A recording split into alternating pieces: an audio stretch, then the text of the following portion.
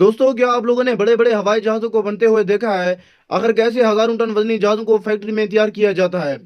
दोस्तों, एरोप्लेन बनाने के लिए सबसे पहले इसे 3 अलग-अलग हिस्सों में डिवाइड किया जाता है। फिर सबसे पहले इसके बीच वाले हिस्सों को वर्कशॉप पर लाया जाता है और फिर इसके दोनों विंग्स को इसके दोनों तरफ लगा दिया जाता है। दोनों ही विंग को अच्छी तरह लगाने के बाद इसके पिछले हिस्से को भी इससे जोड़ दिया जाता है और फिर इसके आगे वाले हिस्से को भी इसे जोड़ दिया जाता है। फिर इन तीनों हिस्सों में विंग्स को आपस में जोड़ने के बाद एरोप्लेन अपनी प्रॉपर शक्ल में आ जाता है।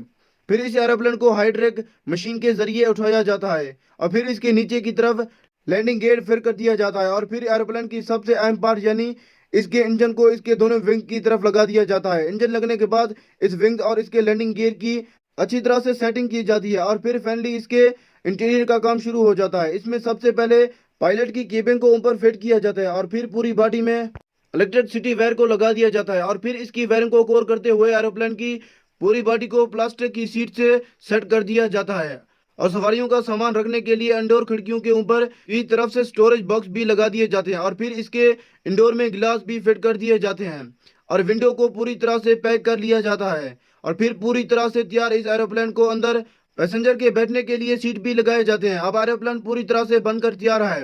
अब ये एरोप्लेन तैयार होकर आगे पेंट करने के लिए भेज दिया जाता है। यहाँ इस एरोप्लेन को सभी अहम पार्ट इंडोर इंजन और कोकपिट को अच्छी तरह से कोर करते हुए इस पर स्प्रे पेंट कर दिया जाता है। अच्छी तरह से पेंट करने के बाद इस एरोप्लेन पर इसकी ओनर कंपनी का नाम भी पेंट कर दिया जाता है। फिर इस पूरी तरह से तैयार एरोप्लेन को रनवे पर ले जाया जाता है, इसे उड़ाकर देखा जाता है और फिर टेस्टिंग की जाती है। सवाल होने के बाद इस एरोप्लेन को ओनर की कंपनी में सौंप दिया जाता है। दोस्तों, अब देखते हैं कि हेलीकॉप्टर की प्रोसेसिंग कैसी की जाती है। दोस्तों, हेलीकॉप्टर बनाने के लिए सबसे पहले फैक्ट्री में इसके अलग अलग बॉडी पार्ट को तैयार किया जाता है और इस काम में हाई क्वालिटी स्टील का इस्तेमाल किया जाता है। हेलीकॉप्टर के इंजन के पार्ट को बनाने के लिए सीएनसी मशीन का इस्तेमाल किया जाता है। सीएनसी मशीन की मदद से इन पार्ट्स को काफ़ी बारीकी से डिजाइन किया जाता है और फिर इन पार्ट को असेंबल करने के लिए डिजाइन इंजन तैयार किया जाता है और यह हेलीकॉप्टर के मैन बॉडी को भी इंजीनियर के हाथों से ही बनाया जाता है। हेलीकॉप्टर की मैन बॉडी का स्ट्रक्चर बनाने के बाद इसके ऊपर स्टील सेट चढ़ाई जाती है और फिर कुछ इंजीनियरिंग के जरिए इसका रोटेट की प्लेट हेलीकॉप्टर में तैयार की जाती है, जो कि हेलीकॉप्टर बनाने में अहम किरदार अदा करते हैं।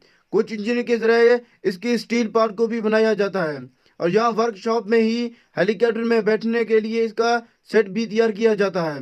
इसी तरह अलग अलग इंजीनियर के जरिए हेलीकॉप्टर के सभी बॉडी पार्ट को बनाया जाता है और फिर हेलीकॉप्टर के सभी बॉडी पार्ट तैयार होने के बाद इसके मैन बॉडी को लैंडिंग एक्सेस पर खड़ा किया जाता है और फिर इसके टील वाले पार्ट को भी इसे जोड़ दिया जाता है और यहीं पर ही हेलीकॉप्टर के फ्रंट गिलास और साइड विंडोज भी लगा दिए जाते हैं और फिर इस हेलीकॉप्टर के इंजन को भी अच्छी तरह से सेट कर दिया जाता है। फिर हेलीकॉप्टर की पूरी बॉडी को मुकम्मल फिट करने के बाद से पेंट करने के लिए आगे भेज दिया जाता है। यहाँ हेलीकॉप्टर के विंडोज में गिलास को भी कवर करके इस पर अच्छी तरह से पेंट कर दिया जाता है। पेंट अच्छी तरह से हो जाने के बाद इसे वापस से बाहर निकाल दिया जाता है और इसके इंजन वाले पार्ट से इसके रोटर को अच्छी तरह से जोड़ दिया जाता है। रोटेट लग जाने के बाद ये हेलीकॉप्टर पूरी तरह से बनकर तैयार हो जाता है। फिर वर्कशॉप से बाहर निकल जाने के बाद इसे हेलीकॉप्टर की टेस्टिंग की जाती है और टेस्टिंग में सवाल होने के बाद इसे इसके कवर रोटेट के पास भेज दिया जाता है। दोस्तों, इसी तरह से हेलीकॉप्टर और जहाज बनते हैं। दोस्तों, अगर हमारी वीडियो अच्छी लगे तो हमारे चैनल को सब्सक्राइब कर दें।